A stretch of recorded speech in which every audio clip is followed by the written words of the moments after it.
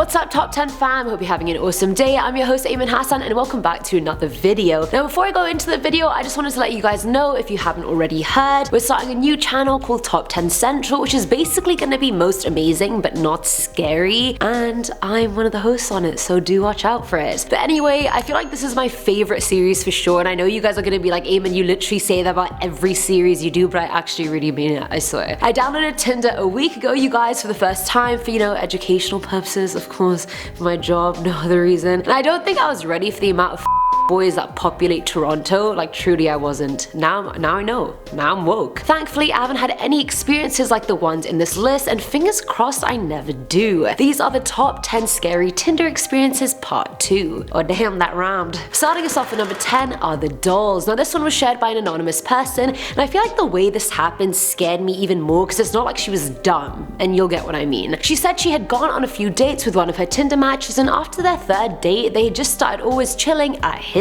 place. About a month later, they finally slept together for the first time and got semi-serious. Things got to the next level when she spent her first night at his place. She went to the bathroom and found a full-on collection of severed doll heads in his bathroom cabinet. And it wasn't just the heads, they all had paint smeared on them. He'd cut and pulled out their hair in patches and had blacked out their eyes. She made an excuse to leave and ended it very soon after. But see, it was like a month after seeing each other, like that's a sufficient time to at least know if someone's a creep or not. But I mean, clearly you never truly know. And I'm sorry, whoever does that to a doll is a sociopath killer. I don't even care. It's weird. Like, if he's doing that to a doll, imagine what he's gonna do to you.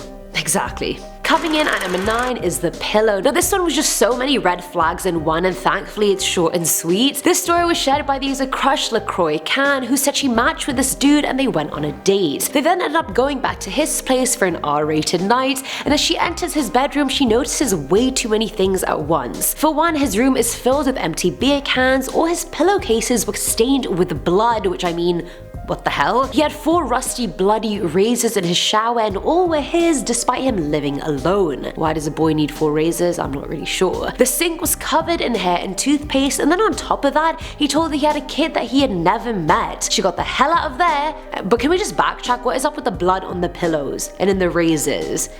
Like, there should not be blood anywhere in this story. At number 8, we have the crush fetish. This one was shared by Reddit user Soggy Tarts, and she said she matched with this hot ass guy on Tinder, and although he seemed pretty vanilla, she was quite excited to meet him. They went to Starbucks, spoke for a few hours, and it was good, so she set up another date. On the second one, they went for ice cream, and the girl mentions how guys have it so easy when being attracted to a girl's body parts, but for girls, we have to pick weird like, oh, your calves are really nice or something like that. And I mean, she's not wrong. Honestly, she's not wrong. Either way, he then shares with her that he has a foot fetish, and curious, she asks him a bunch of questions about it, because why not? She also asked if he would be okay with being with a girl that wasn't into that, and he said no. He then proceeds to ask her if she knew what a crush fetish was and to not Google it if she didn't. Well, I did Google it. There are 2 types of a crush fetish. Level 1 is being aroused by watching someone crush invertebrate creatures with their feet, like bugs and things like that, which is what the guy was into. But level 2 is being aroused when someone crushes vertebrate animals like bunnies. And then things started to make a lot of sense. On their first date, she was telling him how she'd been squishing bugs all summer in her room because it was so hot in her room, and he said that really got him going. And he was asking her a bunch of questions about what shoes she wore and how he'd love to smell her shoes if she let him. I don't know how she even wanted a second date after he said that. Either way, she told him a week later that she had met someone else so she just wouldn't have to see him again,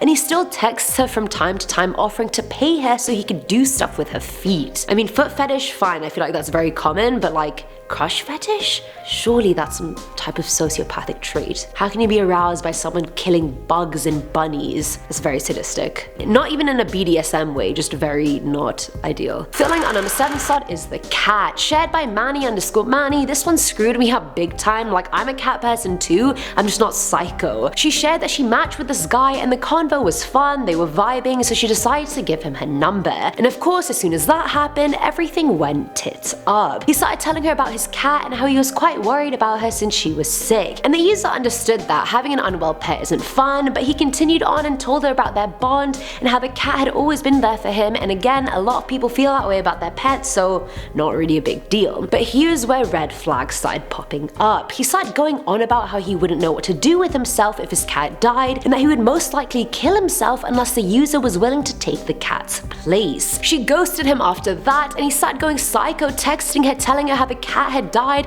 and that she had to get him through it. The user expressed her condolences, but she also didn't owe him anything. She didn't have to get him through it. She didn't even know him. He then told her they should meet for the first time at the cat's funeral, and the last thing he texted her was a long paragraph explicitly describing how he's gonna eat his cat's ashes. I mean, I already love my cat too, but that's weird. I'm not gonna eat her ashes. Now at number 6 is the killer. Shared by an anonymous guy online, he starts seeing this girl he matched with Tinder, and honestly 2 weeks in, it was going well. I don't know how much could have even gone wrong in that amount of time, but I'll let the lovebirds have their time. You know, honeymoon period, 2 weeks. Do you even know her last name? Probably not. Either way, he shared that things started getting weird. The girl continuously made jokes about killing him, and although he brushed it off the first few times, he eventually told her to stop because it got annoying. Annoying or creepy, honey? Pick one. Anyway, things got progressively worse when she told him she had a shotgun in her room. He then very quickly broke things off and told her he didn't want to see her anymore, and she obviously did not take that well. She started hounding him, calling him 24/7, showing up at his work unannounced and asking for him, going to his apartment uninvited. It was like stalker level bad. Once she even knocked on his door for 30 minutes straight before going and trying his bedroom window. Eventually she gave up and probably moved on to the next victim, but screw that. I would call the police on her. I don't give a I would call the police on her. No. Like, that's when you know someone's about to kill you. And at least she explicitly said she did want to do that. So I mean, at least she was honest. Coming in at number 5 is the ex that didn't give up. This was shared by an anonymous person online who said he matched with this girl on Tinder and they ended up going on a date to this restaurant. Within the first 15 minutes, she had told them all about her 3 ex-boyfriends of the last 2 years. One had died in a car accident, one had committed suicide, and one had to be gay because who would dump this? Lol, like the absolute cockiness of this girl, I can't even. She would then ask him to watch her expensive bag every time she went to pee because if he left and it got stolen, it would be on his conscience forever. I mean, I don't think it's that deep, honey. It's the first date. The cherry on top was her telling him that the chef at the restaurant that they were at was one of her previous ex-boyfriends, not any of the 3 that she already mentioned, and that the Lamborghini outside was his. Dude, if you like your exes so much, why don't you just marry them? I feel like that's what the guy would have been thinking in the moment, like, why are you telling me all this about your ex? Do you want to ask a question about me? At number 4 is the toad. Honestly, this one horrified me and it's a bit explicit, so just be warned. Shared by the user Microcock, he shared how he thinks he's fat and ugly, yet he managed to match with a girl on Tinder that wasn't too shabby. They texted and they ended up going to a Japanese steakhouse for their first date. It went pretty well and she suggested they take things back to his house, but that they had to stop by her apartment so she could pick up some clothes. Fast forward after that, they reach his house and as they're approaching the front door, she points to this fat toad just sitting on his porch and is like, ew, what the hell is that? The user explains to her how the toad likes hanging out by the house and how he's been there for 2 years and that he's pretty cool and that sometimes he knocks off beetles from his porch light so he can eat them. Clearly him and the toad have a bond. It's like a mini pet that you just keep outside on your porch. He's like the guard dog except a toad. Either way, she then walks over to the toad, looks at the user and then stomps on the toad, killing it. The guy didn't even know how to react. He was like angry, sad, shocked, just every feeling at once. He then shouted at her and was like, why the hell would you do that? And she said, I wanted to make you mad so you'd f me harder. He then started shouting explicit things at her, telling her to get the F off his property, and then she starts flipping out as well and they end up fighting before he hoses her down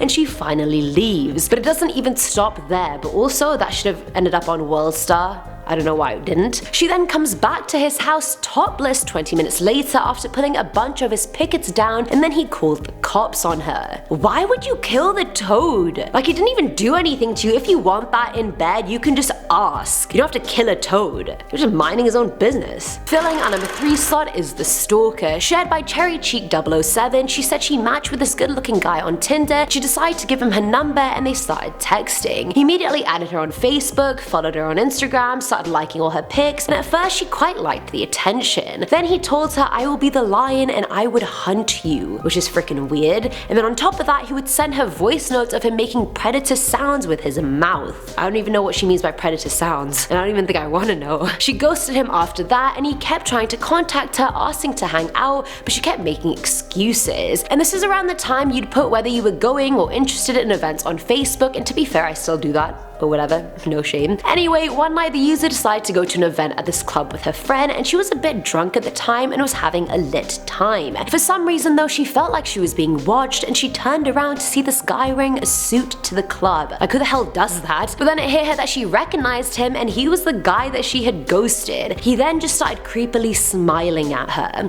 He then started to casually pass by them or graze her as he walked by, and other like that. She took her friend to the bathroom and told her what happened, and they decided to befriend a group of guys for a bit of protection. See, guys at the club aren't all bad, sometimes you need them. Either way, the user started flirting with one of them while the guy stood nearby and watched. He eventually left and texted her the next morning saying, "Damn." She then asked if it was him at the club, and he said, "Yes, darling, of course it was me." Who the hell does that? Who are these weird ass people that people are matching with on Tinder? Like, I've matched with some people and I feel like they're normal, but now I'm really not so sure if they're normal at all. Now, number 2 is the dinner date. I'm just so appalled at this story, like what the hell? So this woman matches with this guy on Tinder, and they end up having a dinner date at his house because he offers to cook for her. Firstly, big mistake, and never meet a guy for the first time in a private place, especially his house. Public always. Private meetings are a major safety hazard, you guys. When meeting someone you've never met, don't do it. Anyway, another rant from mommy Ayman, I'm done. Midway through the date, the girl really needs the bathroom, but the guy is mid a long ass story, and she legitimately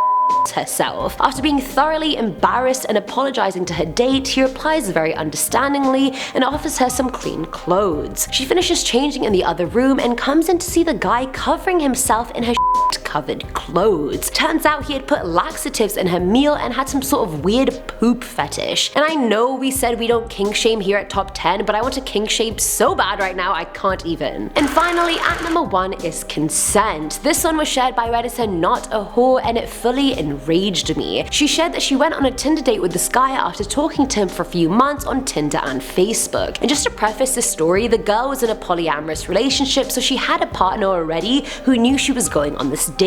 Anyway, she goes to his house and they have a lot of wine before heading to a house party. When they get there, they kept drinking, eating pizza, being a bit cuddly, and then the girl realizes that, okay, I'm a bit too drunk right now, so she escaped to the bathroom. Once inside, she called her partner saying she had a bad gut feeling, and they calmed her down saying it was most likely just anxiety. Either way, they left the party soon after that and made out a bit in bed, but the girl was exhausted and made it explicitly clear that she did not want to have sex, and then pulled the covers over herself fully clothed. She then woke up some time later to find her date taking her clothes off and going down on her, and that obviously crushed her and made her feel like absolute because that is sexual assault. She kept saying she was tired and put her clothes back on and left and bawled her eyes out to her partner. Consent. A sober yes is the only consent that's real consent. A drunk yes is a no. A hesitation yes is a no. You can say yes and then say no later on. It's in your hands. And that's it for today's video, guys. I hope you enjoyed this one. Again, I'm gonna say this every time, but please stay safe on these types of apps.